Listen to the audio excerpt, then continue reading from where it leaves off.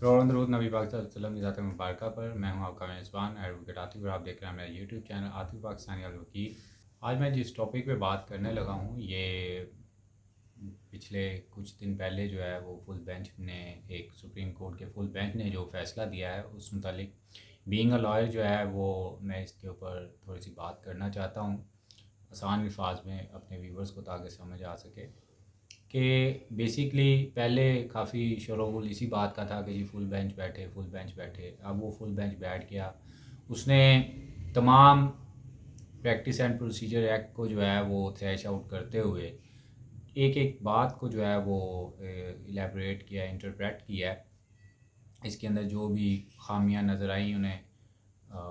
At that time उन्होंने उसको discuss करते हुए जो है अब उस पर फ़ैसला अपना सुनाया है सुप्रीम कोर्ट ऑफ पाकिस्तान के फुल बेंच के तमाम जजेस साहिबान ने। उसमें एक आसान बात जो है जो कि एक इस टाइम पूरे मुल्क में जो है वो बहस मौजूद बहस बनी हुई है और उसके बारे में हर लोग जो है वो जानना चाहते हैं, वो ये कि जितना भी और ये एक लीगल भी मैं उसके ऊपर बात बताऊंगा कि इसका लीगल जो फैक्टम था, मतलब अगर ये ड्रॉबैक इसका क्या हो सकता था अगर ये फ़ैसला ये वाला ना आता। तो एक ही पॉइंट पे ज़्यादा बात करेंगे क्योंकि वही ड्रॉबैक था लीगल फर्टेलिटी के लिए भी और हम तमाम अदालतों में इसका क्या नुकसान था उसके बारे में मैं बात बताता हूँ। बेसिकली ज़्यादा शोरगुल इसी बात का था कि जी वो जिस तरह कि जी नवाज़ शरीफ को जी अपील का हक़ मिल जाएगा, नवाज़ शरीफ को अपील का हक़ मिल जाएगा या मिल सकता है कि नहीं मिल सकता है, इसी के ऊपर जो है वो तमाम बातें चल रही थी। तो आसान अल्फाज में मैं पहले बता दूं कि वो तमाम बातें जो है वो मलिया मेट हो चुकी हैं और अब नवाज़ शरीफ जो है उनको अपील का हक़ नहीं मिला। इसको हम रेट्रोस्पेक्टिव इफ़ेक्ट कहते हैं बेसिकली कानूनी ज़ुबान में, कि ऐसा कोई भी कानून जो कि अभी फ़िल वक्त अगर मार्ज़ वजूद में आता है तो आया कि इसका माजी की तमाम केसेस पे इतलाक़ होगा कि नहीं होगा। तो वो उस इस फ़ैसले के बाद क्लियर हो गया है कि माजी के जितने भी केसेस हैं उनके ऊपर इसका इतलाक़ नहीं होगा। तो इसका अब मैं लीगल टर्मिनोलॉजी में लीगल इसका जो नुकसान था उसका मैं बताता हूँ कि अगर ऐसा हो जाता कि रेट्रोस्पेक्टिव इफ़ेक्ट जो है वो इस को कबूल कर लिया जाता तो जितने भी मुकदमात हैं बेसिकली वो अपील के हैं या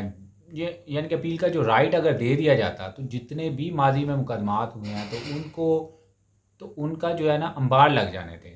वो बेसिकली हमारे लिए फिर प्रॉब्लम आ जानी थी, अदालतों के लिए भी प्रॉब्लम आ जानी थी कि वो एक पंडोरा बॉक्स खुल जाना था। ये एक सिर्फ नवाज शरीफ के केस का मसला नहीं था, बेसिकली ये तमाम जितने भी